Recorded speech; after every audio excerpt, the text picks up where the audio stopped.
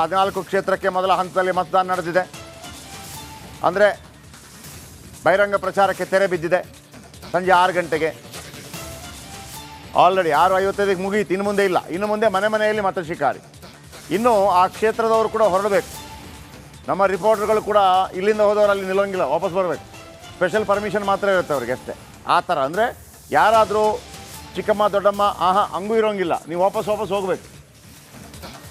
ಆ ಕ್ಷೇತ್ರದ ಅಲ್ಲದವರು ನಿಲ್ಲಂಗಿಲ್ಲ ನಿಜವಾಗಿ. ಇನ್ನು ಸಂಜೆ 6ರಿಂದ 3 ದಿನ ಡ್ರೈ ಡೇ ಆಚರಣೆ. ಎಣ್ಣೆ ಇಲ್ಲ.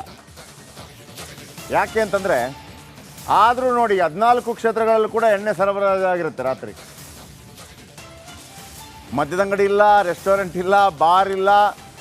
ಚುನಾವಣಾ ಆಯೋಗದಿಂದ 10 ದಿನ ಕಣ್ಣು, ಆದರೂ ಎಣ್ಣೆ ಪಾಸ್ ಆಗಿರುತ್ತೆ. ಹೆಂಗೆ? ಅದೇ ಎಲೆಕ್ಷನ್ನ ಸ್ಪೆಷಾಲಿಟಿ. ಎಣ್ಣೆಯಲ್ಲೇ ಕೆಲವು ಓಟ್ ಬರೋದು. ಈಗ ರಾತ್ರಿ ಶುರುವಾಗುತ್ತೆ ನೋಡಿ, ಹಣ, ಹೆಂಡ, ಸೀರೆ, ಮುಗಿದ್ಬಿಟ್ಟು. ಓಕೆ, ನಿಮಗೆ ಇದೆಲ್ಲ ಗೊತ್ತಿರುವಂಥದ್ದೇ. ಇವತ್ತಿನಿಂದ ಬಹಿರಂಗ ಪ್ರಚಾರ ಇಲ್ಲ. ಈಗ ಅಲ್ಲಿ ಕುಮಾರಸ್ವಾಮಿ ಅವರು ಕ್ಯಾಂಡಿಡೇಟು.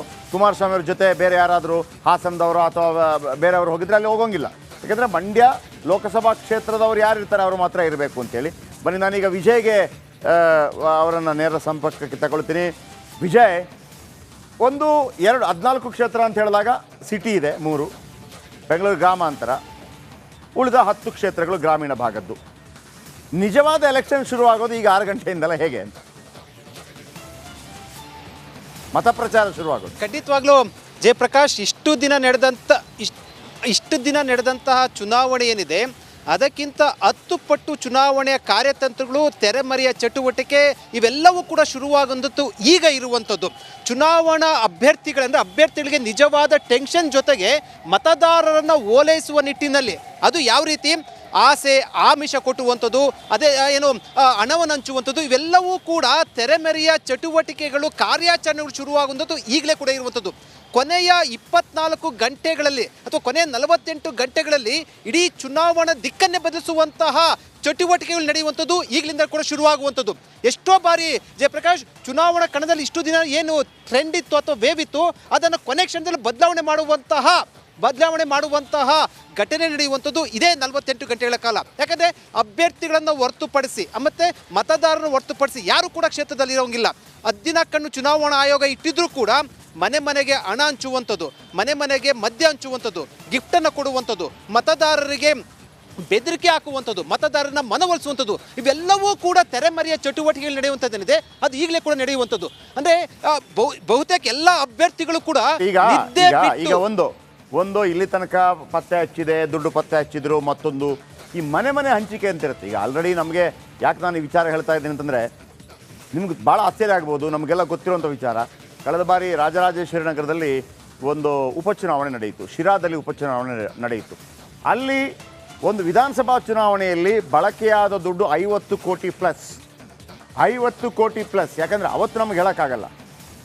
ನಾನೀಗ ಕೇಳ್ತೀನಿ ನಿಮ್ಮ ಹತ್ರ, ಮಂಡ್ಯದಂಥ ಜಾಗ, ಮೈಸೂರಂಥ ಜಾಗ, ಚಾಮರಾಜನಗರದಂಥ ಜಾಗ, ಬೆಂಗಳೂರು ಗ್ರಾಮಾಂತರದಂಥ ಜಾಗ, ಹಾಸನದಂಥ ಜಾಗ, ಒಂದು ವಿಧಾನಸಭಾ ಕ್ಷೇತ್ರಕ್ಕೆ 50 ಕೋಟಿ ಅಥವಾ KR ಪೇಟೆಯಲ್ಲಿ ನಡೆದಂಥ ವಿಧಾನಸಭಾ ಕ್ಷೇತ್ರ ಉಪಚುನಾವಣೆಯಲ್ಲಿ 50 ಕೋಟಿ ಅಂತಂದರೆ ಮಿನಿಮಮ್ ನಿಮ್ಮ ಪ್ರಕಾರ ಒಂದು ಲೋಕಸಭಾ ಕ್ಷೇತ್ರದಲ್ಲಿ ಕರ್ನಾಟಕದಲ್ಲಿ ಎಷ್ಟು ದುಡ್ಡು ರಾತ್ರಿ ಹೊತ್ತಲ್ಲಿ ಅಥವಾ ಟೋಟಲ್ ಪೋಲಾಗತ್ತೆ ಅಂತಂದರೆ ಯಾವ ರೀತಿ ಎಷ್ಟು ಹಂಚಿಕೆ ಆಗುತ್ತೆ, ಹೇಗೆ ಹಂಚಿಕೆ ಆಗುತ್ತೆ ಅಂತ?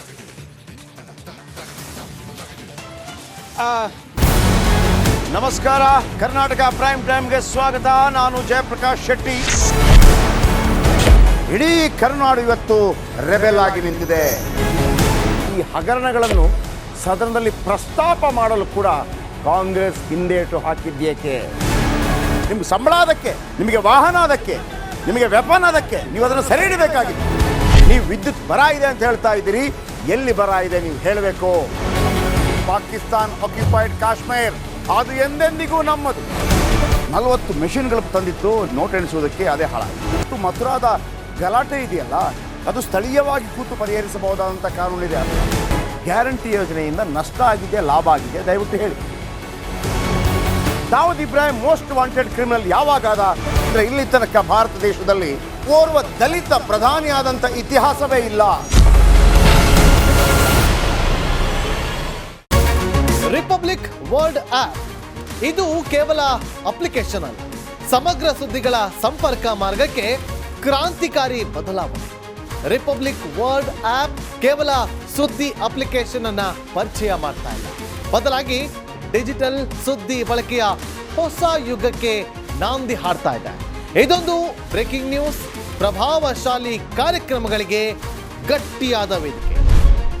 ರಿಪಬ್ಲಿಕ್ ವರ್ಡ್ ಅಪ್ಲಿಕೇಶನ್ ಈಗ ಲೈವ್ ಆಗಿದೆ. ಗೂಗಲ್ ಪ್ಲೇ ಸ್ಟೋರ್ ಮತ್ತು ಆಪಲ್ ಆಪ್ ಸ್ಟೋರ್ ಎರಡರಲ್ಲೂ ಲಭ್ಯವಿದೆ. ಈಗಲೇ ಡೌನ್ಲೋಡ್ ಮಾಡಿ.